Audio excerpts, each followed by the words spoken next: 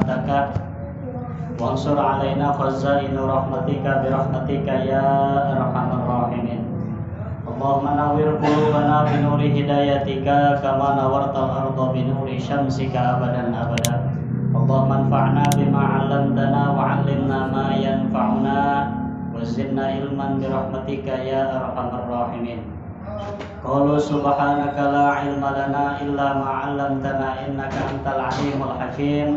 Rabbi shrah li sadri wa yassir li amri wahlul 'uqdatam min lisani yafqahu qawli. Rabbana innaka jami'un nasi liyaumin la raiba fihi innallaha la yukhliful mi'ad. Rabbana iftah bainana wa baina qaumina bil haqqi wa anta khairul fatihin. Walhamdulillahi rabbil alamin. Qala al-mu'allifu fi hadzal kitab rahimahullahu ta'ala wa nafa'ana Allahu bi 'ulumihi amin. Bismillahirrahmanirrahim. Al-awwalu an-niyyatu bil qalbi. Fayukhdiru fi qalbihi fi'las salati wa yu'abbaru anhu bi fardin. Wa yukhdiru fihi ta'yinaha wa yu'abbaru anhu bid-dhuhri awil 'ashri awil maghribi awil isya'i awis subhi.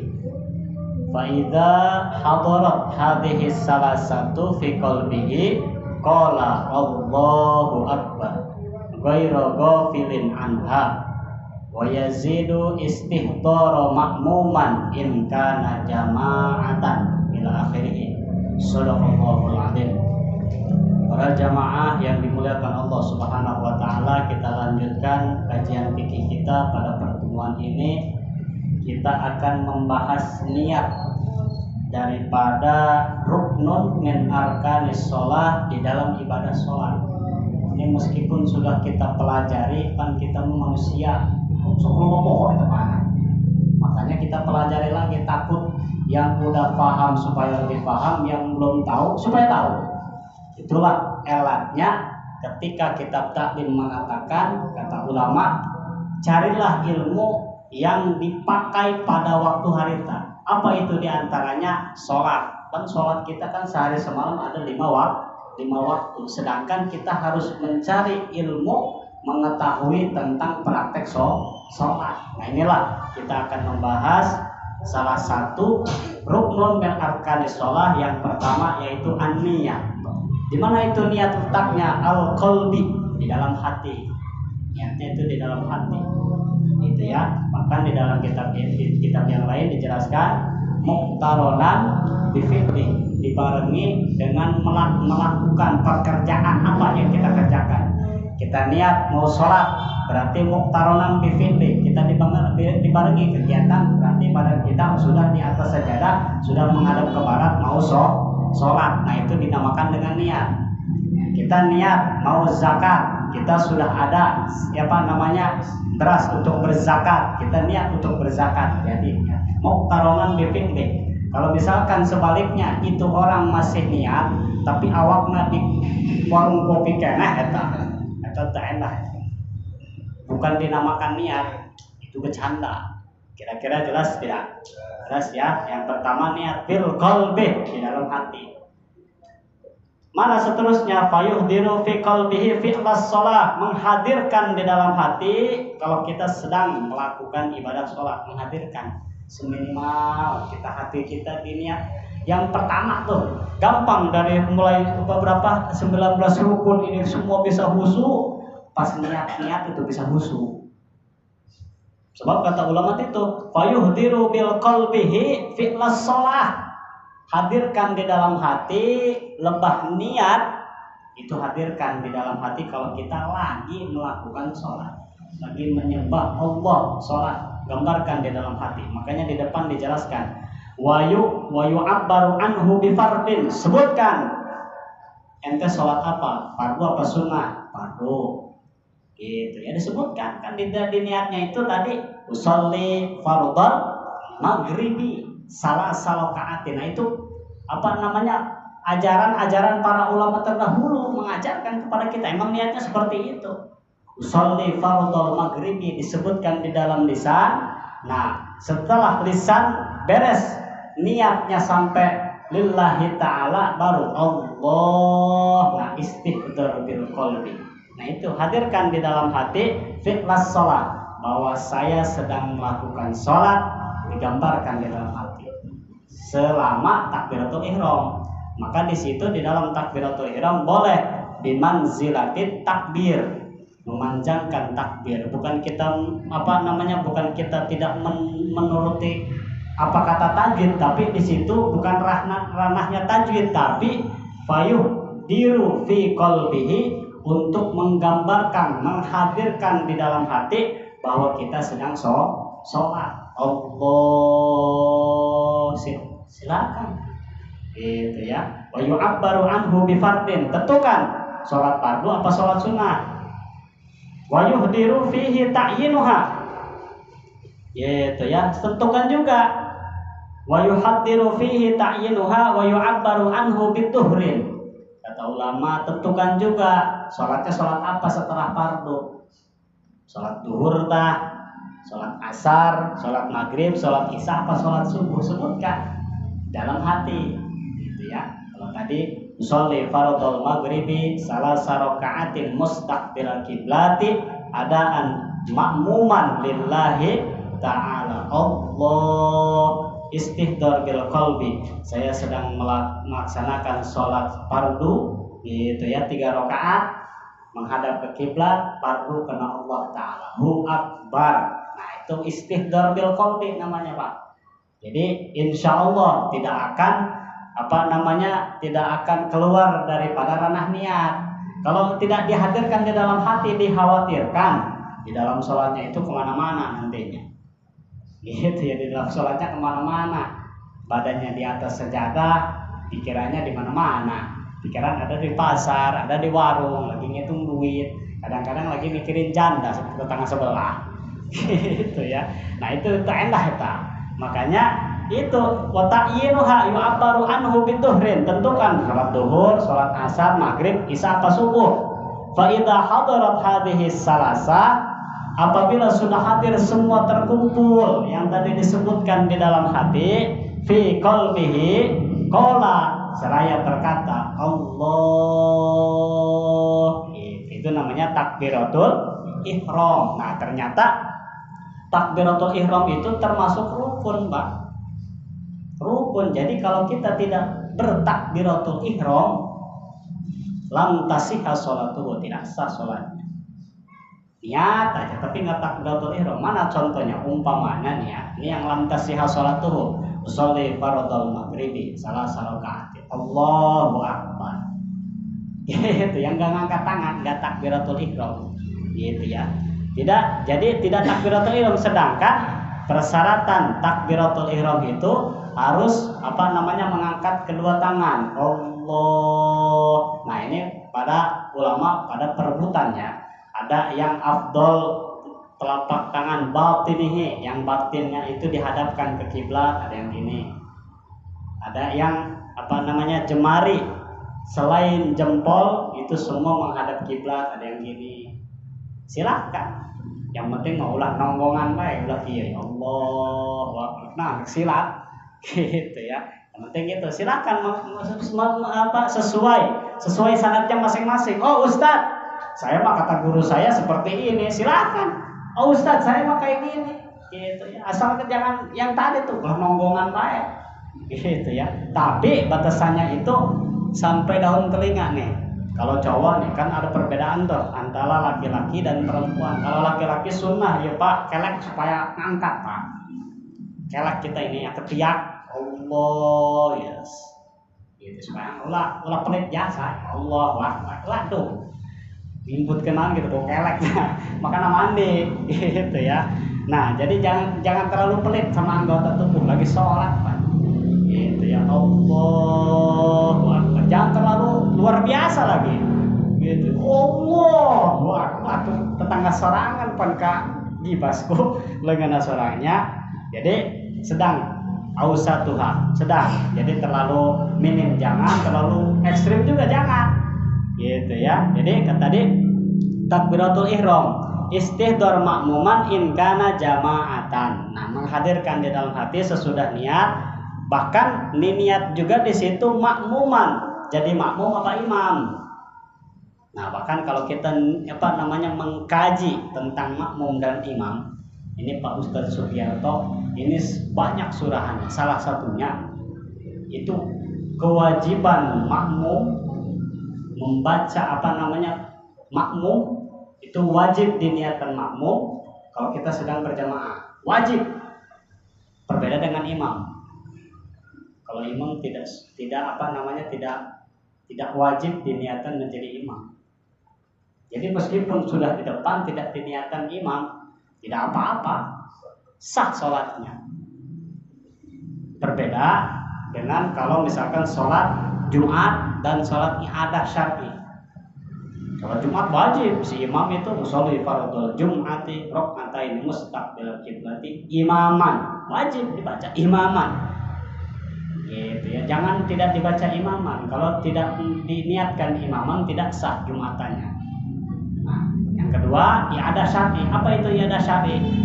I'adah syar'i itu sholat dhuhur setelah sholat Jumat. Gitu ya, sholat dhuhur setelah musabiat. Kan kita pernah belajar ya, orang yang bermusabiat membaca Fatihah 7 kali selepas Jumatan Selepas Jumatan membaca Fatihah 7 kali, Qulhu 7 kali, Al-Ikhlas, Falaq Binas 7 kali 7 kali. Setelah itu membaca doa Allahumma ya Ghaniyu, ya Hamidu, ya Mubdi'u, ya Mu'idu, ya Rahimu, ya Wadud, agnini bihalalika an haramika wa bi ta'atika am ma'siyatika wa bi fadlika amman siwa. Sebanyak 4 kali. Nah, setelah doa itu baca siiran Abu Nuwas. Kalau kita mah suka nyebutnya Abu Nawas kali ya.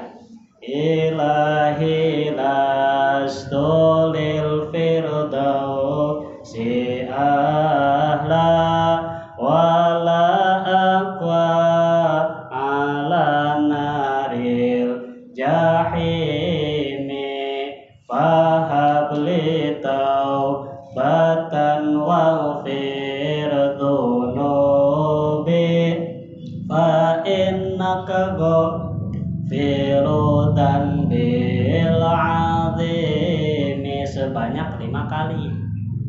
Gitu ya. Nah, kalau orang yang membaca musabihan tadi, Fatihah, Qul Al-Ikhlas, Falaq Binas 7 kali, sedang baca doa dilanjutkan dengan siiran Abu Nawas, kata Imam Nawawi di dalam Kasyifatus Saja, akan dikiparatkan dosa-dosa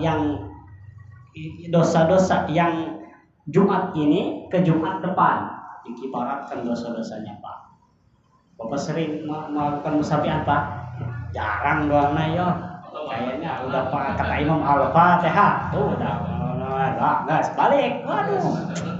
Ngalias ya, walaikal ngacir pokoknya Pak ya. Lu sayang, Pak. Tiap Jumat itu enggak sampai setengah jam sih. Nah, mungkin di Baitul Al-Mansur enggak, itu masjid tua kan ya, tapi enggak pakai musabihat. Saya nemu di Jakarta itu Baitur Rahmah Kerendang.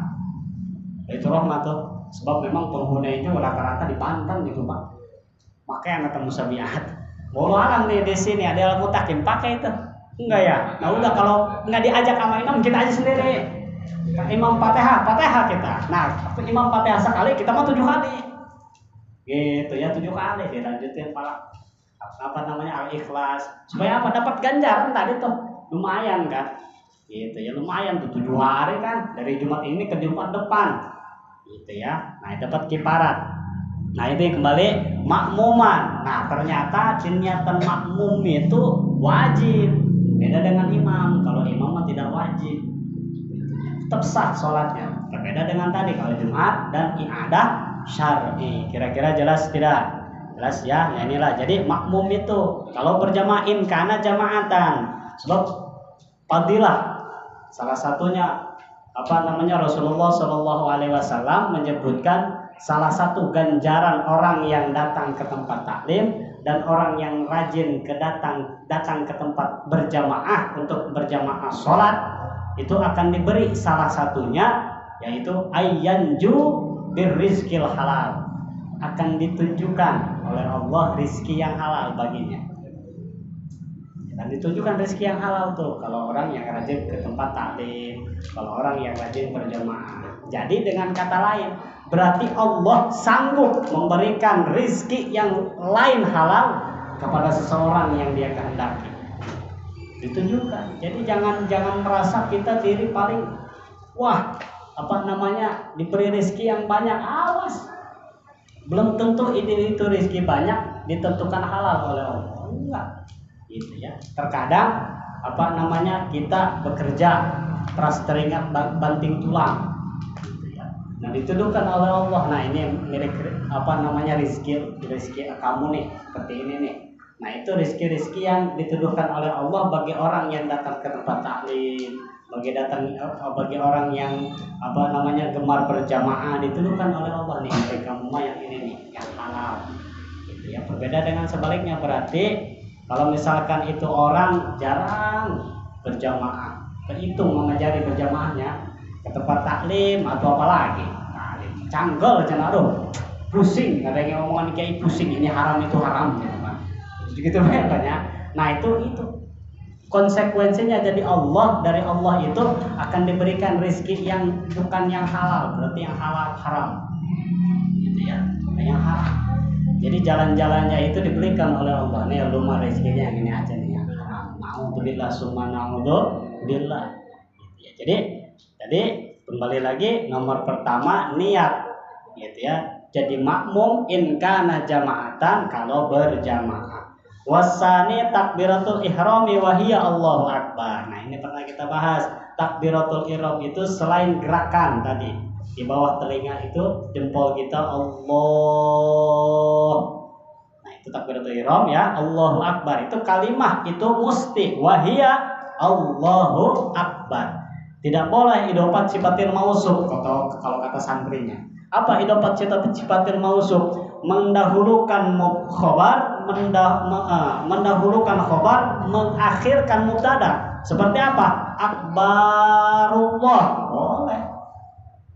Wah, Ustaz, ini kalau kata alat ini boleh saja. Ya mungkin di luar sholat boleh, di dalam sholat nggak boleh. Jaga bro.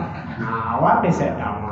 Mentang-mentang ahli alat, gitu ya. Dan lagi awas, jangan kebanyakan kan kalimat Allah itu Asmaul Husna, terdapat 99 kalimat yang mulia. Nggak boleh kita pasangkan di dalam takbiratul ihram. Mana contohnya? Ar-Rahmanu Akbar misalkan. Al-Maliku Akbar, nggak boleh. Itu cukup Allahu Akbar. Nah, harus pakai kalimat Allahu Akbar, jangan pakai makna. Kalau pakai makna ribut ya di Al-Husna ya. Ada orang Sunda Allah yang Maha Agung, ada yang orang Betawi Allah yang Maha Besar, gitu. Wah, itu haliluh Pak.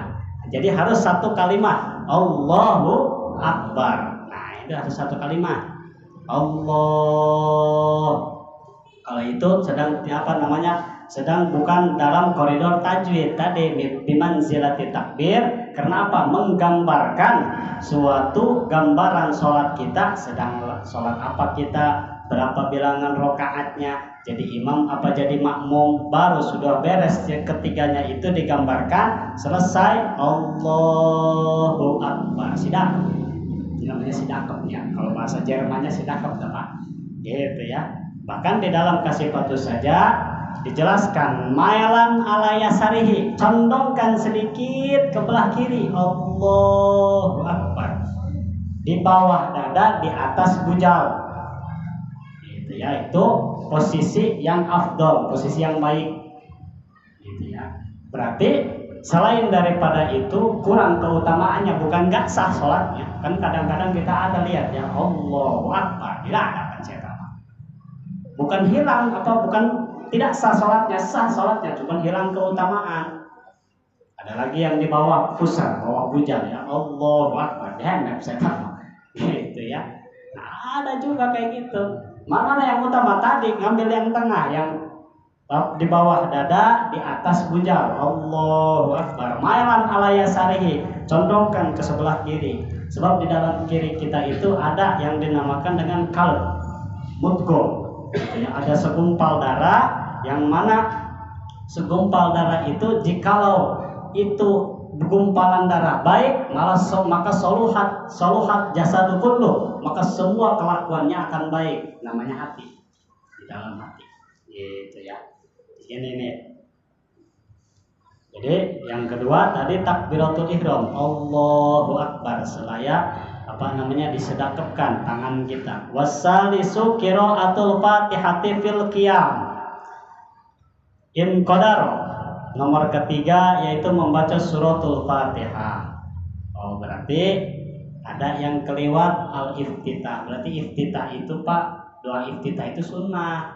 Sunnah. Kalau kita merasa memang buru-buru, kalau memang buru-buru entah sholatnya memang saya ngestereh habis waktu karena sholat gitu ya. Nah, nggak apa-apa nggak baca iftitah, langsung baca Fatihah. Kalau nggak taraweh ya, biasanya taraweh kan orangnya. Taraweh itu kan yang pertama Robi bilangnya banyak. Kalau misalkan setiap kita takbiratul ihram membaca iftitah, ini khawatir makmum hamuai kabeh. Waduh, kebal dong ya kan. Main taraweh di Al-Ustaz. Wah, taraweh dia main. Kebal. Lama aja nih. Nah, makanya nggak apa-apa meninggalkan doa iftitah, terkecuali kalau waktu kita longgar gitu ya. Nah, ini kesunahan ini baik dijalankan Pak. Kalau misalkan kita waktunya awal sholat, awal waktu kayak seperti tadi. Coba yang kedua tadi lebah suratan. Nah, baca surat itu ada adab dan etikanya. Mana kita sunnah membaca panjang ketika itu waktu sholat di waktu yang memang panjang. Mana diantaranya? Yang pertama subuh, yang kedua isya. Isya kan panjang ya, silakan baca surat yang panjang. Subuh apalagi silakan yang panjang.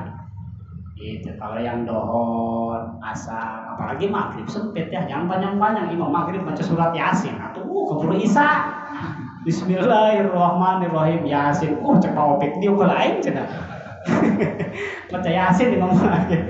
Jangan. Gitu ya, dan lagi mohon maaf kepada para imam, jangan jadi imam yang munafik. Mana imam yang munafik? Giliran jadi imam di jamaah, sholat di kerumunan yang banyak, itu baca suratnya luar biasa panjang. Itu katulungan. Giliran sholat sendiri kuliah kulhu. Iya, munafik itu namanya. Gitu ya. Kalau mau sebaliknya, itu pangkat di zuhud. Di keempat keramaian dia tidak terlalu menonjolkan, artinya baca suratannya pendek. Karena apa? Dia melihat jamaah waduh rekrok kabeh yo, aki-aki kabeh yang pendek. Kira dia sholat sendiri baca Yasin, baca tabarok, silakan. Itu utama, gitu ya. Sebab kita kan membawa jamaah. Kita harus tolak ukur jamaah ini kuatnya berapa menit ibadah berdiri nih. Gitu ya. Kalau misalkan ini makmumnya anak muda semua, anak muda semua pada makmum, atau boleh si imam, wah berarti anak muda nih boleh baca yang panjang silakan. Tapi kalau lihat ke belakang bongkok semua, enggak sih. Jangan ulah kebal-kebal kuliah kulhu geus eta mah. Gitu ya. Nah inilah. Jadi membaca Al-Fatihah di dalam sholat itu ternyata ruknun min arkanis sholat. Fil qiyam dengan adegan berdiri, gitu ya. Dengan adegan berdiri ya, in qadar itu juga kalau kawasa, kalau kita bisa. Lain urusan kalau misalkan kita punya udzur gitu ya, asam urat, nyeri tur, waduh nggak usah berdiri Pak Ustadz, silakan duduk. Waduh duduk juga nggak sanggup, tiduran nggak sanggup, atau ngicep tak kumaha baik ya. Kalau misalkan ngecep juga nggak sanggup, bisa sholatkan lain berabe gitu ya. Nah ternyata banyak kemurahan syarat tuh. Mohon ahli fikih, kalau kita tidak sanggup berdiri bisa duduk dan lain dan seterusnya. Ini membaca suratul Fatihah, sama di dalam surat Fatihah itu terdapat Al-Quran. Sedangkan Al-Quran itu adalah ada tajwidnya. Nah inilah yang harus diperhatikan oleh para imam, memperhatikan tajwid dan hurufnya. Jangan ada yang tidak ada tasjid menjadi tasjid. Jangan yang adanya pendek menjadi tidak pendek. Kalau di dalam suratul Fatihah tegas mengatakannya lam tasihah sholatuh, tidak sah sholatnya. Makanya harus benar. Gampang nadanya bagus mah, benar-benar hurufnya. Gitu ya. Iyyaka na'budu wa iyyaka nasta'in gitu. Ain dan alif kan beda. Tasdid dan tidak tasdid beda. Ziyadatul bina tadulu ala ziyadatil makna, kan kata ilmu alat itu. Jadi kalau menambahkan huruf itu menuduhkan kalau merubah makna. Kalau makna sudah berubah kan acak-acakan. Gitu ya. Nah, inilah jadi membaca suratul Fatihah di dalam sholat fil qiyami dengan adegan berdiri. Warrabi'u al-qiyamu. Nah, ini disebutkan. Warrabi'u al-qiyamu, berdiri in qadara apabila sanggup. Walau bihablin au mu'inin fi sholatil fardhi. Nah, meskipun berdirinya ini hablin au mu'inin. Ini mau mungkin harus mungkin yang tidak sanggup berdiri lama. Berdirinya itu sanggupnya hablin, tihang nyender. Nah, kalau untuk orang semacam ini Pak, kalau masih keneh kita ada pilihan yang lebih, jangan dijadikan imam. Kalau yang condong itu gampang berdirinya, nggak sanggup lama. Nah, kalau ada yang lebih muda, yang bacaannya bagus, itu aja yang jadi imam. Jangan yang inilah yang nggak sanggup lama-lama berdiri jadikan imam, didorong-dorong. Ini kadang-kadang ada anak muda berubah, abah itu bisa kami imaman ya. Itu orang agak abah tadi tuh hablin dia tidak sanggup berdiri, akhirnya apa yang terjadi? Imaman atau nyender kita. Bismillahirrahmanirrahim. Awas. Nah, itu apa? Berarti anak mudanya orang jadah berarti sama. Lain kaharep penana sorang ini tah aki-aki. Nah, jadi di sini bihablin au mu'inin fi sholatil fardhi. Wal khamisu ar-ruku'u. Nomor kelima ruku. Setelah berdiri itu ya ruku. Allahu akbar, sampai sejauh mana itu ruku? Bi ayyan hiya min ghairi ikhra'in rukbataihi hatta tanala rahatahu rukbataihi. Nah, yang namanya ruku Pak, bi ayyan tahiyya, bi ayyan yanhainya min ghairi irkha'i gitu ya. Jadi menyondongkan badan min ghairi ikhra'in, tapi tidak meremblehkan. Mana diantaranya? Menyondongkan badan, tidak meremblehkan lutut ya. Jadi punten ya. Jadi Allahu akbar, mencondongkan. Nah, meskipun condong ini jangan gini. Nah, itu tidak diajarkan. Ghairi irkhain, itu namanya irkha. Pada sholat itu direnggangkan, itu irkha. Nah, maka kembali ke adab-adaban sholat yang tadi antara laki-laki dan perempuan dari mulai berdiri.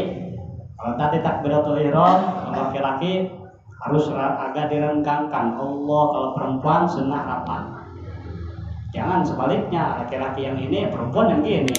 Nanti takutnya aya nu badung di puri awal gitu Maya. Nah, termasuk berdiri.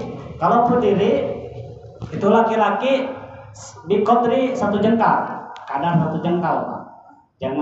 Jangan dirapatkan, jangan terlalu renggang. Kalau terlalu renggang ngabeakeun kontrakan batur Pak Yesi. Sobat aturan dapat 2 orang, ini satu orang Pak, saking renggang-renggangnya gitu ya. Ada lagi yang dirapatkan, itu karunya itu karena pembukaan bisa betus gitu. Jangan, laki-laki jangan dirapatkan gitu, jangan dirapatkan. Berbeda dengan perempuan sunnah dirapatkan, jangan direnggangkan, bisik bau delan banan gitu ya, bisik bau, bisik ngak gitu ya, irkhain. Nah, kembali untuk ruku juga sama, ada adab-adabannya antara laki-laki dan perempuan. Kalau tadi nyondongkan ayyan haniya min ghairi irkhain untuk laki-laki. Kalau laki-laki itu masih sama, disunnah untuk merenggangkan tangan ketika ruku. Gitu ya, sunnahnya direnggangkan tangannya, jangan dirapatkan gini tuh ketika ruku. Gitu ya, direnggangkan. Kalau perempuan kan oleh karenanya dirapatkan karena ada bubunder 2, kayak gunungan saya tahu. Gitu. Kalau tidak direnggangkan ngarembleh Pak. Gitu ya, min ghairi irkhain rukbataihi, di atas kedua lututnya, hatta tanala rohata, sehingga hasil kedua dampal tangannya, rukbataihi, menyentuh kedua lututnya. Gitu ya, menyentuh kedua lutut sini. Jadi jangan terlalu bawah, jangan terlalu atas. Yang namanya lutut itu tengah-tengah. Allahu Akbar. Seraya ininya agak dilebarkan, gitu ya. Ini menyentuh lutut kedua tangan, tidak di bawah, tidak juga di atas. Pak Ustadz, asam urat atau tenang naon deh, sama balik di baik bro, nggak apa-apa, sekenanya aja, gitu ya. Kalau kenanya segini ya segini, kalau kenanya sampai bawah ya sampai bawah. Tapi untuk yang muda-muda yang masih tidak ada penyakit, berarti sempurnakan. Sehingga kasohafatil wahidah, sehingga bila mana kita menaruh satu papan di atas pundak kita ketika ruku itu bisa rata. Nah, itu yang afdol.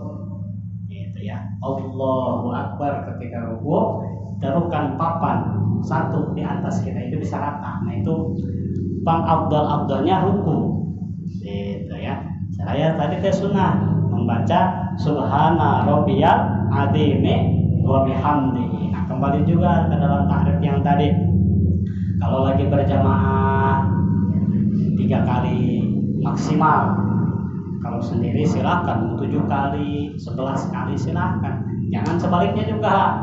Lagi berjamaah baca 11 kali, kira sendiri subhana Allahu Akbar. Nah, itu munafik kadang-kadang. Kalau berjamaah subhana rabbiyal azim. 11 kali deh. Lumayan 5 menit kan ruku ya. Sujud subhana rabbiyal a'la. Saking pengen dapat kedengar sama makmum bahwa ustadz ini mengimami, wah itu naudzubillah tuh ya. Awas jauhin tuh dari rasa munafik. Lebih bagus itu kalau lagi berjamaah sesingkat-singkatnya, kalau sendiri silakan. Gitu ya. Munajat kepada Allah, lamakan ibadah kepada Allah. Udah sholat fardu, sholat sunnah yang lain silakan. Gitu ya. Inilah wasadisu at-tumakninah. Nah, ini yang penting. Nomor ke-6 yaitu tumakninah fihi, di dalam ruku. Nah, di dalam ruku ternyata ada tumakninah. Apa itu tumakninah? Biqadri subhanallah, berdiam asal pajak. Gitu ya, berdiam diri dengan kadar membaca kadar subhanallah. Ketika selesai ruku Allah, ketika mau ruku Allahu Akbar. Nah, baca subhana rabbiyal azimi wa bihamdihi 3 kali sampai selesai. Nah, jangan langsung ke i'tidal, tapi ada sekat. Apa tumakninah bi antan fasila harakatu huwiyi an harakati raf'ihi. Nah, jadi ada sekat daripada kita turun mau ngangkat lagi, ingin i'tidal. Gitu ya. Ketika sudah tumurun, huwiyi itu tumurun ke ruku, gitu ya. Anhar kati rohihi, berubah daripada turun menjadi cengkat ke atas. Nah, itu namanya tumakninah. Harus ada tumakninah. Wataskunu, mendiamkan diri. Wataskuna a'dha'uhu kulliha, mendiamkan diri seluruh anggota badan kita. Allah sami Allahu liman hamidah. Gitu ya. Itu tungguin pajak tuh, jangan nggak pakai tumakninah. Seperti apa contohnya tidak pakai tumakninah?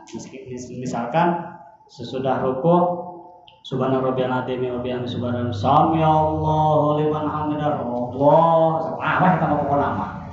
Gitu ya. Nggak pakai tumakninah.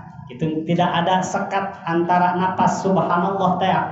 Gitu ya. Jadi yang namanya tumakninah wataskuna a'dha'uhu, mendiamkan, mempajakkan anggota tubuh itu, a'dha'uhu kulliha, seluruh anggota badan.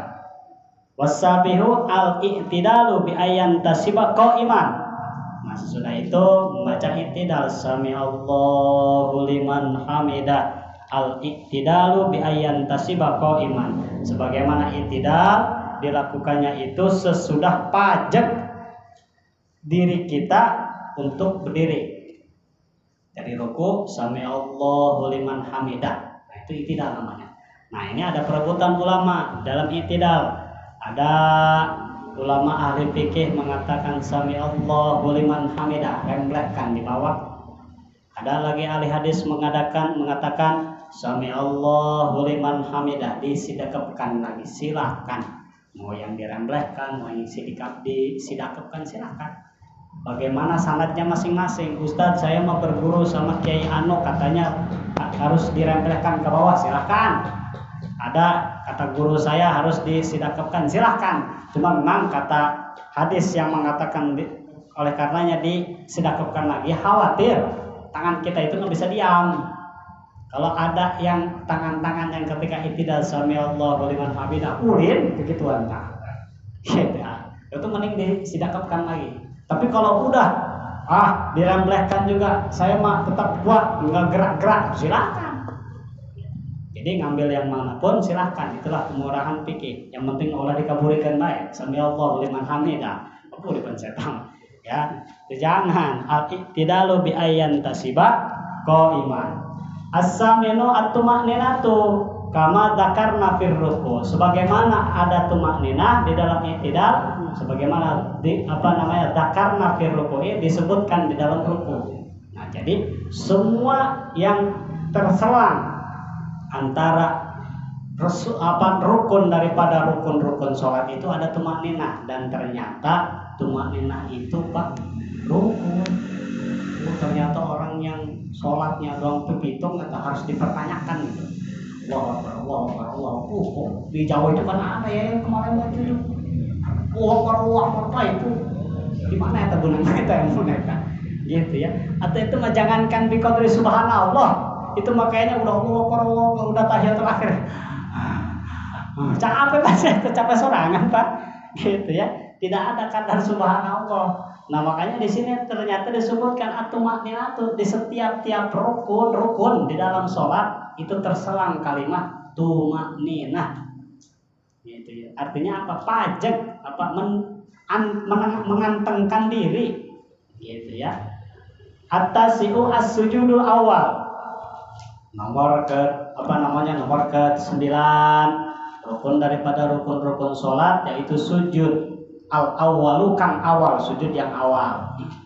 Nah, sujud yang awal itu bagian daripada rukun sholat. Bi ayyadha ajabhatahu maksyufan. Nah, sebagaimana kita tahu di dalam kitab Kasyifatus Sajdah Imam Nawawi menjelaskan bahwa anggahota sujud itu ada 7. Ada 7 Pak. Kita hitung. Yang pertama kening. 2 dan 3 tangan. Gitu ya. 4, 5 itu lutut. 6, 7 kaki, jemari kaki. Nah, itu wajib semua di atas musallahu disebutkan. Musallahu mutahamilan. Itu wajib semuanya diletakkan di tempat musola, di tempat sholat. Kalau ada satu aja yang enggak tempatin ke tempat sholat, tidak sah sujudnya, berarti lam tasihah sholatuh, tidak sah sholatnya. Gitu ya. Satu aja enggak letakkan ke atas sajadah, enggak sah. Gitu ya. Kalau tidak ada udzur. Kalau ada udzur, kayak misalkan di lututnya ada luka, habis kecelakaan, ada di motor tadi, itu urut nyeri, baru diperban, apa diremehkan berarti dong anjing kieu saya mah. Gitu ya, nggak apa-apa. Tapi kalau nggak ada sebab, nggak ada udzur yang banget, tapi dia memainkan sholat dia, misalnya Allahu Akbar, tangan yang kiri di bawah, tangan yang kanan di atas, ya, bodor ya tangan, nggak sah sujudnya. Gitu ya. Nah, jadi ala musallahu qalilan ala ghairi mutaharrikin rafi'an ajizatahu wa ma haulaha ala man kabaihi wa yadaihi raqsihi. Bahkan kata ulama di kitab ini dijelaskan kalau bisa kening kita itu ketika sujud ini kalau sejadah ini kan tidak ada tapak ya, mungkin sejadah seperti inilah. Jadi yang bulunya itu panjang Pak ya, lembut lah ya, lembut, bahasanya lembut. Usahakan ketika kita sujud di lantai sajadah kita yang lembut itu ada tapak sujud kita di situ Pak. Usahakan seperti itu, berarti agak ditekankan, ulah sakanaek asal melipes Jadi kalau bisa atau ulama tadi itu dijelaskan haulaha alaman kabaihi wa yadaihi wa ra'sihi bi ayatu ajuz'an min kulli min rukbataihi wa min batini kulli kafin. Jadi kalau bisa itu sujud itu kepala kita itu diletakkan di bawah, agak ditekankan, bokong kita dikeataskan. Gitu ya.